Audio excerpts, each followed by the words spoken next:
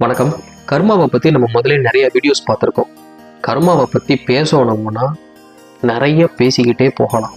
ஆனால் இந்த கர்மாவுடைய தாக்கத்தில் இருந்தோ இல்லை அடுத்து நமக்கு நடக்க போகிற விஷயங்கள் நல்லபடியாக நடக்கணும், நல்ல கர்மாவாக அமையணும் அப்படின்னா நம்ம வாழ்கிற சாதாரண வாழ்நாளில் நம்ம கடைப்பிடிக்க வேண்டிய ஒரு 10 விஷயங்களை நம்ம சரியாக கடைப்பிடிச்சிக்கிட்டு வந்தோம்னாலே நம்மளுடைய கர்மா இயற்கையாகவே நல்ல கர்மாவாக அது அமைய ஆரம்பிச்சிடும். அந்த 10 ஸ்டெப்ஸ் என்னங்கிறத நம்ம இந்த வீடியோவில் பார்ப்போம். இதுக்கு முன்னாடி வீடியோவில் கர்மா என்ன, நல்ல கர்மா என்ன, கெட்ட கர்மா என்ன, இந்த நல்ல கர்மாவும் கெட்ட கர்மாவும் எப்படி ஒரு மனுஷனுக்கு உருவாகுது, ஒரு மனிதனுடைய செயல்பாட்டில் அது எப்படி உருவாகுது, அது பாசிட்டிவ் எனர்ஜினா நல்ல கர்மா, நெகட்டிவ் எனர்ஜினா கெட்ட கர்மா, இதை பற்றின விளக்கங்கள்லாம் நான் சொல்லியிருக்கேன். அதோட லிங்க் நான் டிஸ்கிரிப்ஷனில் கொடுத்துருக்கேன். முதல்ல அந்த வீடியோவை பார்த்துருங்க. பார்த்தா தான் நான் இப்போ பேச போகிற விஷயம் உங்களுக்கு தெளிவாக புரியும். ஒரு சாதாரண மனிதன் எந்த வகையான செயல் செஞ்சாலுமே அதில் நல்ல கர்மாவும் கெட்ட கர்மாவும் பதிவாகும். அதாவது பாசிட்டிவ் எனர்ஜியும் நெகட்டிவ் எனர்ஜி, பாசிட்டிவ் எனர்ஜி நல்ல கர்மா, நெகட்டிவ் எனர்ஜி கெட்ட கர்மா, இது ரெண்டுமே பதிவாகிறது ஒரு சாதாரண விஷயம். சராசரியாக எல்லா இடத்துலையும் நடக்கிற விஷயம் இதுதான். பாவமும் இருக்கும், புண்ணியமும் இருக்கும். நான் நல்லது மட்டும்தானே செஞ்சுருக்கேன் அப்படின்னு நம்மளை நியாயப்படுத்திக்கலாம். ஆனால் விதி பிரகாரம், சாஸ்திர பிரகாரம், இந்த இயற்கை போட்டிருக்கிற மேத்தமேட்டிக்கல் கால்குலேஷன் பிரகாரம் நமக்கு ரெண்டுமே தான் பதிவாகும். 100% யாரும் புண்ணியமே பண்ணிடவே முடியாது.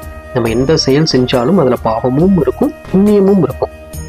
நம்ம செய்கிற செயல்களில் பாவம் அதிகம் இல்லாமல் புண்ணியம் அதிகமாக இருக்கிற மாதிரியான செயல்பாடுகளை மட்டுமே தான் நம்ம வாழ்நாளில் நம்ம செஞ்சு வரணும். அப்படியுமே நம்ம கொஞ்சோண்டு பாவம் செஞ்சாலும் அந்த பாவத்தை நம்ம செயல் வடிவத்தில் அதை கழிச்சுக்கவும் முடியும். அதுக்கான வழிமுறைகளை ஒரு 10 வழிமுறைகளை நான் பிரித்து கொடுத்துருக்கேன். அதாவது ஈஸியாக ஒவ்வொருத்தரும் தன்னுடைய வாழ்நாளில் கடைபிடிச்சிக்கக்கூடிய ஒரு செயல்பாடுகளாக தான் இருக்குது. இதை நீங்கள் கரெக்டாக ஃபாலோ பண்ணீங்கன்னாலே இயற்கையாக நீங்கள் செய்கிற செயல் நல்லதாகவே அமைய ஆரம்பிச்சுடும். நமக்கு அதை பற்றின விளக்கங்களை நம்ம இந்த அந்த 10 ஸ்டெப்ஸை நம்ம இந்த வீடியோவில் பார்ப்போம். அந்த ஸ்டெப்ஸை பார்க்கறதுக்கு முன்னாடி இந்த பாசிட்டிவ் எனர்ஜி நெகட்டிவ் எனர்ஜினா என்னங்கிறத நீங்கள் தெரிஞ்சுக்கணும். நெகட்டிவ் எனர்ஜி அப்படிங்கிறது உங்களை சுற்றி இருக்கிற ஆறாவை ஃபுல்லாக நெகட்டிவ்னஸ் ஆக்கிடும். இது நெகட்டிவ்னஸ் ஆக்கிடுச்சு அப்படின்னாலே உங்களுடைய எண்ணங்களும் சரி, உங்களுடைய செயல்பாடுகளும் சரி, உங்களை அறியாமையே அது தவறான பாதையில் தான் கொண்டுட்டு போய் விடும். தவறான எண்ணங்கள், தவறான செயல்பாடுகள், தவறான வார்த்தைகளில் அது கொண்டுட்டு உங்களை நிற்க வச்சிடும். இது எல்லாமே பாவ கர்மாக்களை அதிகப்படுத்த ஆரம்பிச்சிடும். அது மட்டும் இல்லைங்க, உங்களை சுற்றி நெகட்டிவ்னஸ் அதிகமாக இருக்கும் பொழுது இந்த கெட்ட ஆத்மா, பேய் பிடிச்சிருச்சு, செய்வன, உடல்லாம் ரொம்ப சோர்வாக இருக்குது, உடல் ஆரோக்கியமே இல்லை, என்னால் எந்த ஒரு விஷயத்துலையுமே கவனமாக செயல்பட முடியல, இந்த பிரச்சனைகள் எல்லாமே இந்த நெகட்டிவ்னஸ் நம்மளை சுற்றி அதிகமாகிறதுனால தான் வருது. இப்போ முதல்ல நம்மளை சுற்றி இருக்கிற நெகட்டிவ்னஸை ஒழிச்சிட்டு பாசிட்டிவ்னஸை நம்ம அதிகப்படுத்தும் பொழுதே நம்மளுடைய எண்ணங்கள், செயல்பாடுகள் இதெல்லாம் ஈஸியாக சரியான பாதையில் அது அமைய ஆரம்பிச்சிடும். அப்போ நம்ம என்ன பண்ணணும்? நம்மளை சுற்றி நெகட்டிவ் இல்லாமல் பார்த்துக்கணும். சாதாரணமாக நம்ம வாழ்கிற வாழ்க்கையில் நம்மளை சுற்றி நெகட்டிவ் இல்லாமல் இருந்துக்கிறதுக்கான வழிமுறைகள் தான் இந்த 10 வழிமுறைகள் நான் உங்களுக்கு சொல்ல போகிறேன். முதல் வழி, ஃபஸ்ட்டு ஸ்டெப் என்னன்னு கேட்டிங்கன்னா, காலையில் நேரத்தில் எழுந்திரிக்கணும். இது எல்லாருமே சொல்கிற விஷயம்தான், ஆனால் நம்ம செய்ய மாட்டேங்கிறோம். ஏன்னா இது எல்லாருமே இதைத்தான் சொல்கிறாங்க. எல்லாரும் இதை தனப்பாக சொல்கிறாங்க அப்படின்னு அது ஒரு துச்சமாகவும் அது ஒரு சாதாரணமாகவும் நம்ம எல்லாரும் நினைக்க ஆரம்பிச்சிட்டோம். பட் த ரியல் ஃபேக்ட் என்னன்னு கேட்டிங்கன்னா, காலையில் நேரத்துலேயே எந்திரிச்சு நம்ம குளிக்கும் போது நம்ம கிட்ட இருக்கிற நெகட்டிவ் சீக்கிரம் விலகி போக ஆரம்பிச்சிடும், ரொம்ப சீக்கிரம் விலகி போக ஆரம்பிச்சிடும். அப்போ இந்த பிரபஞ்சத்தில் விடியற் காலையில் அந்த பிரம்ம முகூர்த்தம்னு சொல்கிற நேரத்தில் பாசிட்டிவ் எனர்ஜி ரொம்ப அதிகமாக பரவி இருக்கும். நம்ம உடம்புல இருக்க நெகட்டிவ் எனர்ஜி கழியும் பொழுது அது பாசிட்டிவ் எனர்ஜி சீக்கிரம் உடம்புல ஏறிக்கும், உடம்புல அமர்ந்துக்கும். அப்போ என்ன ஆகும்? நம்மளோட செயல்பாடுகள் அந்த நாள் முழுவதும் சீராகவும் அருமையாக நல்ல செயல்களையும் நல்ல எண்ணங்களையும் நல்ல வார்த்தைகளும் மட்டுமே நம்மளை சுற்றி இருக்க ஆரம்பிச்சிடும். அப்போ என்ன ஆகுது? நெகட்டிவ்னஸ் போகும்போது நம்மளுடைய கர்மா ஆட்டோமேட்டிக்காக நல்ல கர்மா, அதாவது பாவம் இல்லாமல் புண்ணியம் மட்டுமே சேர ஆரம்பிச்சிடும். இது முதல் வழி. ரெண்டாவது வழி, எந்திரிச்ச உடனேவே நம்ம படுக்கிற படுக்கையை மடித்து வச்சிடும். படுக்கையை மடித்து வைக்கிறதுனால என்ன வந்துட போகுது அப்படின்னு நிறைய பேர் இப்போ கேள்வி கேட்க ஆரம்பிச்சிட்டாங்க. இன்னைக்கு இருக்கிற குழந்தைகள்லாம் படுக்கையை மடித்து வைக்கிறதுனால என்ன வந்துடுது அப்படிங்கிறாங்க. ஆனால் அந்த காலத்தில் நம்ம பெரியவங்க சொல்லி வச்ச விஷயம் என்னன்னா, படுக்கையை மடித்து வச்சிருப்பா, இல்லாட்டி பேய் ஏறி படுத்துக்கும் அப்படின்னு சொல்லுவாங்க.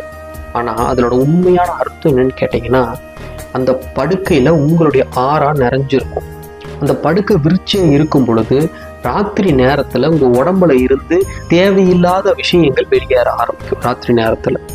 அப்போ அதெல்லாமே அந்த படுக்கையில் தான் சேர்ந்து இருக்கும். இது நீங்கள் விரிச்சே வச்சிருக்கும் பொழுது உங்கள் ஆறா அந்த படுக்கையில் ஒட்டி இருக்கும். அப்போ அதில் வேற யாராவது படுத்தாலோ இல்லை அந்த படுக்கை விரிச்சு இருக்கும் பொழுது வேற நெகட்டிவ்னஸ் அந்த பெட்டில் ஒட்டுனாலோ நீங்கள் திருப்பி அந்த படுக்கையில் படுக்கும் பொழுது நீங்கள் சோம்பேறித்தனம் ஆயிடுறீங்க.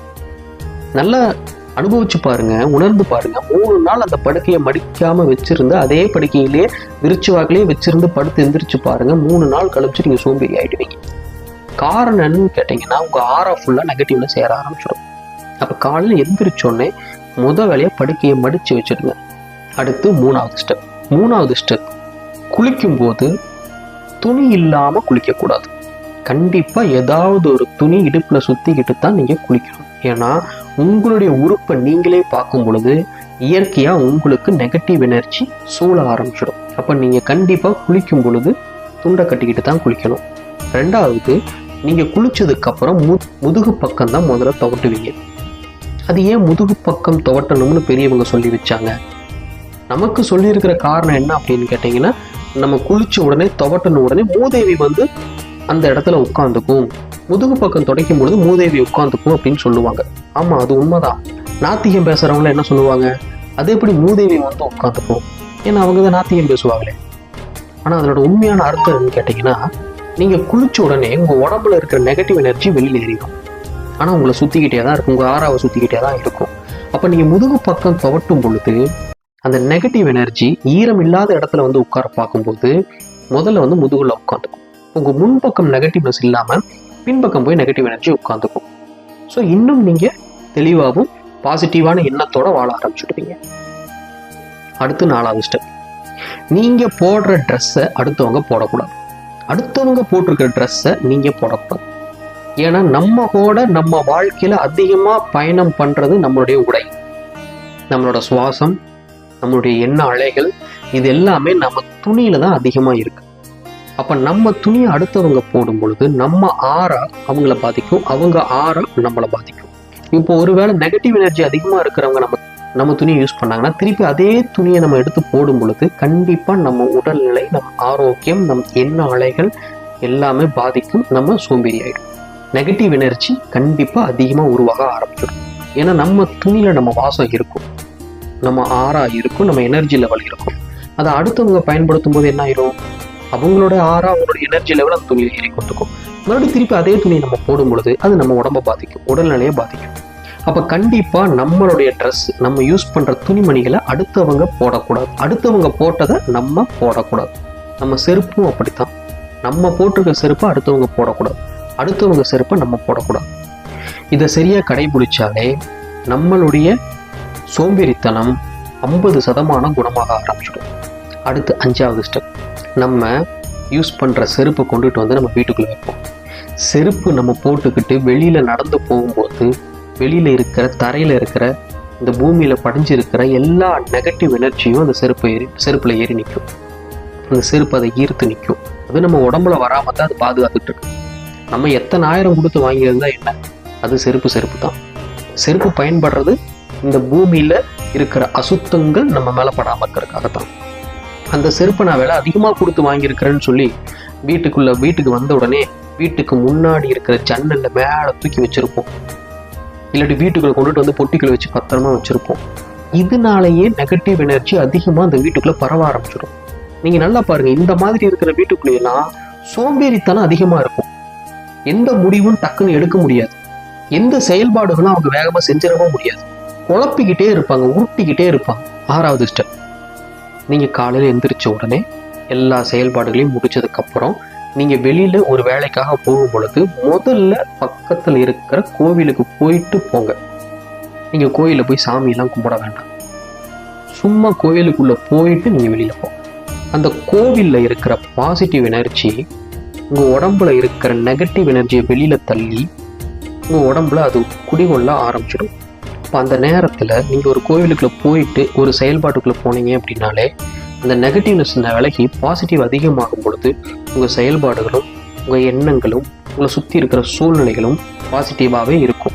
அன்னைக்கு உங்களுக்கு எந்த தவறும் இல்லாமல் அந்த எனர்ஜி லெவல் உங்கள் லைஃப்பில் மெயின்டைன் ஆக ஆரம்பிச்சிடும். அடுத்து 7வது ஸ்டெப், எந்த சூழ்நிலையிலையுமே யாரையுமே கெட்ட வார்த்தை சொல்லி பேசாதீங்க. யாரையுமே மரியாதை குறைவாக பேசாதீங்க.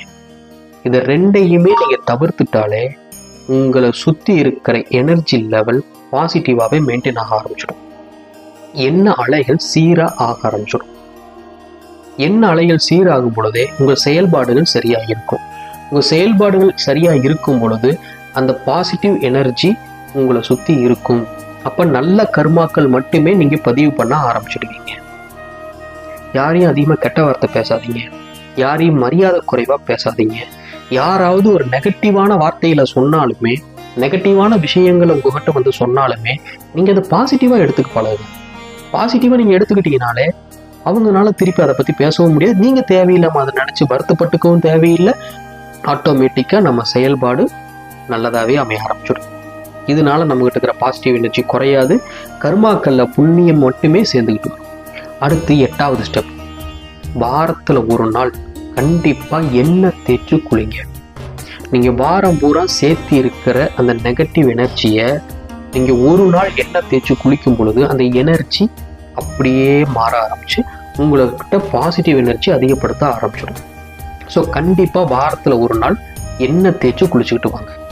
அடுத்து 9வது ஸ்டெப், சாப்பிட்றதுக்கு முன்னாடி குளிச்சுட்டு சாப்பிடுங்க.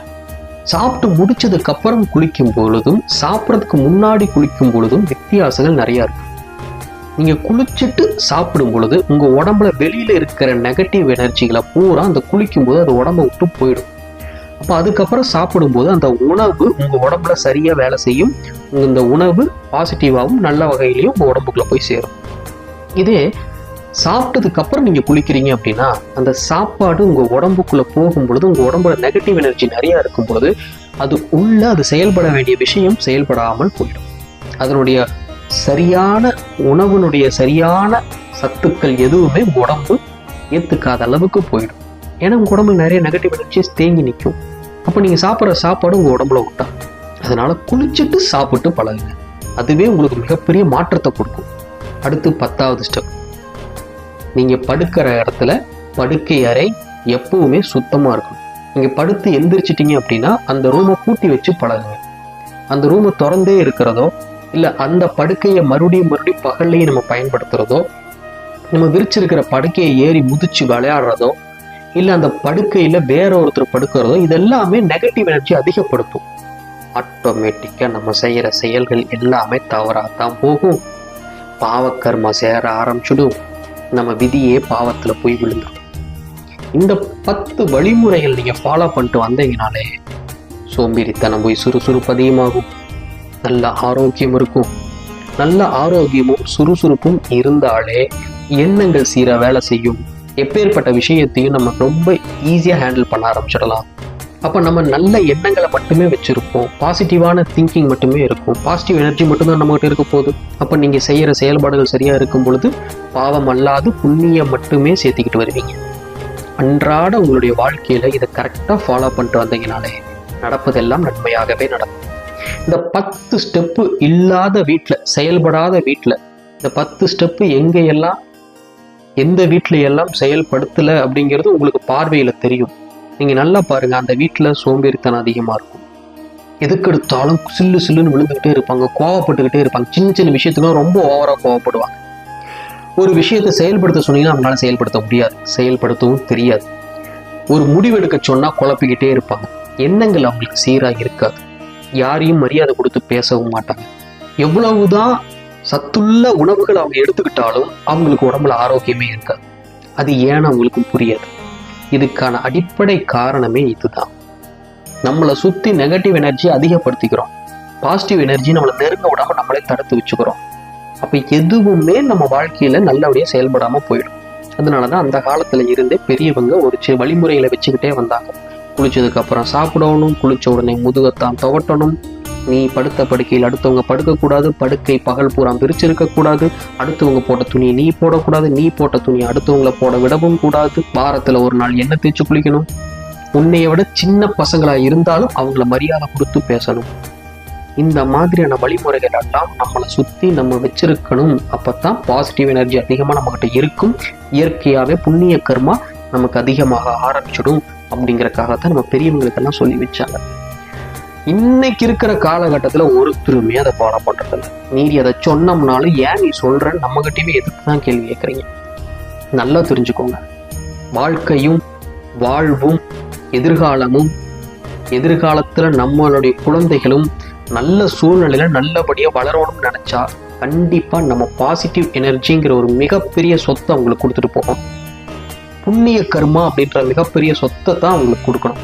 இந்த 10 ஸ்டெப்ஸ் எல்லாரும் வாழ்க்கையில் ஃபாலோ பண்ணி புண்ணியத்தை மட்டுமே சேர்த்து நல்லபடியாக வாழணும், நல்லபடியாக வாழ்க்கையில் இருக்கணும்னு சொல்லி மனதார ஆண்டவனை வேண்டிக் கொள்கிறேன். நன்றி, வணக்கம்.